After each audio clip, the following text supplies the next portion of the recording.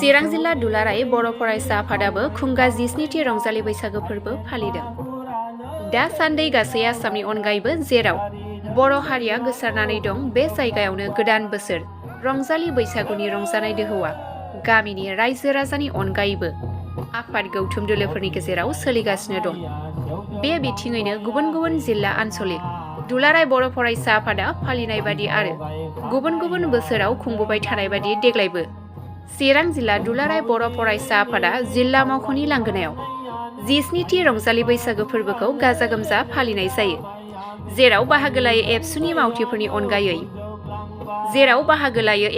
मावथिफोरनि अनगायैबो इएम रनजित बसुमतारी, बारग' मन्त्रि चन्दन ब्रह्म, बारग' एमएलए कमल सिंह नार्जारी, चिरां जिल्ला बर' थुनलाइ आफादनि आफादगिरि नगेन्द्र नार्जारी, चिरां जिल्ला आइजो दैदेनगिरिफोर, गोजौ फरायसालि फरायसालिमाफोरनि गोरायुंफोरजों लोगोसे एबसुनि गाहाय नेहाथारि खनिन्द्र बसुमतारी आरो लकसभानि एमपि जयन्त बसुमतारी बिथांमोनहा हारिनि समाजनि आरो हारिखौ मोजां मोनग्रा जोंनि राजनितियाव थानाय बर' राजनितियाव थानाय बिथांमोनखौ आरो जायखिया माहारियारि जे आफाद बे आफादनि दैदेनगिरिफोरनि कलेजनि हायार सेकेन्डारिनि स्कुलनि फोरोंगिरि प्रिन्सिपाल बिथांमोनखौ लानानै बेखौ फालिदों आरो बेवहाय जोंनि गुबुन गुबुन ओनसोलनि जे माहारियारि बादनि सानस्रिखौ लानानै खामानि मावबोनाय सिनियर सुबुंफोर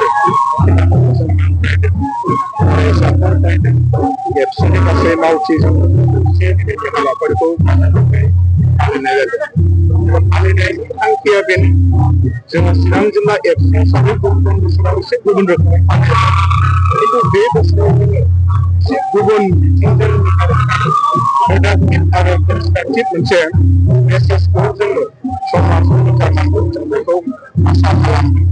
गोदान बोसोरजों लोगोसे बर' हारिनि गेजेराव खौसेथि गोजोन आरो जोंनि जौगाथाय अरायबो सासटेनजानांगौ जोङो हास्थायदों आरो बे हाबाफारियाव जोङो दुलाराय बर' फरायसा आफादनि जानानै समग्र जोंनि बर' रायजो राजाफोरखौ आरो समाजखौ जोंनि ओनसोलखौ जोङो जौगाहोनो हानायनि थाखाय खौसे खामानि मावलांनो जोङो आर'ज खालामनाय आरो जों दुलाराय बर' फरायसा आफादनिफ्राय गासै रायजो राजाखौ जोङो खावलायदों इसोरनि खाथियाव आर'ज गाबदों बोसोर गोदानाव बयबो बेक्तिया बयबो सुबुङा आरो जोंनि समाजा आरो हारिया खुनु जेंना गैयालासे जोङो गोजोनैनो जोंनि लुबैनाय साननाय हास्थायनाया जाफुंसारो। बेनिखायनो आं आफा आनान गसाइनि खाथियाव आर'ज गाबदों।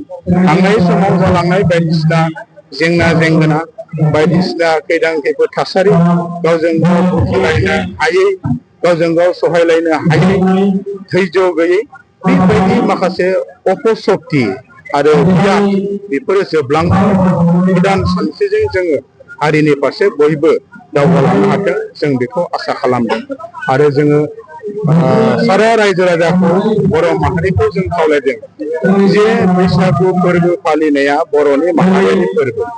बे फोरबोखौ दिनै गोबां ओनसोलाव दाब दाब जायगायाव रायजो राजाफ्रा गाजा गोमजायै फालिनायखौ जों बरायदों, जों बयबो गोजोननाय मोनदों।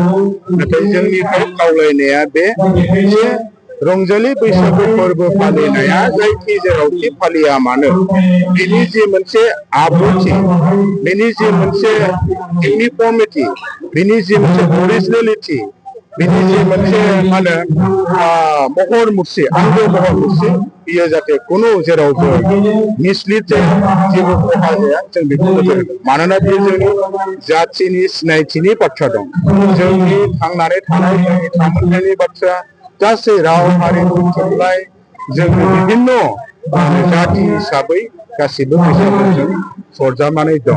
बेनिखायनो जोङो खावलायदों आरो बे बैसागु फालिनायजों लोगोसे जाहाथे रायजो राजाफ्रा मोनसे समाय सिमानि गेजेराव आब्रुथिनि गेजेरजों फालिगोन जों बेखौ खावलायदों।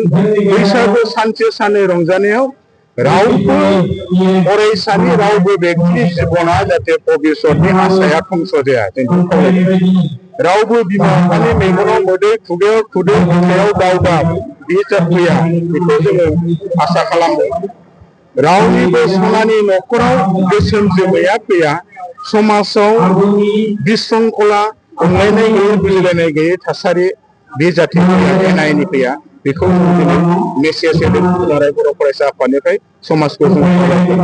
आरो गोबां बाथ्राखौ जोङो दिनैहाय जोंनि सानथौफोरजों सावरायलायनानै फैबाय थानाय समावहाय जों बैसागुआव माखासे गोहोम जानाय एसे एनै माने फोसाबनांगौ थानाय बेफोरखौ मावलांनो थाखाय दुलाराय बर' फरायसा आफादा फैबाय थानाय समाव पदक्षेप लानानै पर्यायक्रमै बेखौ आखायाव लांगोन बा दावगालांगोन होननानै जों दिनै बेहाय थि खालामनानै लानाय जादों।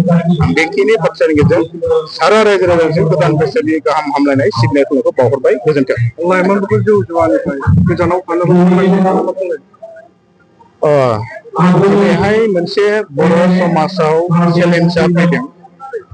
फारसेथिं जोंनि दिनैनि जि लाइमोनफोरनि बाथ्रा, लाइमोनफ्रा दिनै गोबां दिनैनि AI जुग, दिनैनि बे ग्लबेलाइजेसनाव गुबुन हारिया जेरैबायदि सोरखिनो हादों कम्पिटिटिभ बे मुगायाव, बेबायदिबो गोबाङा हाबाय।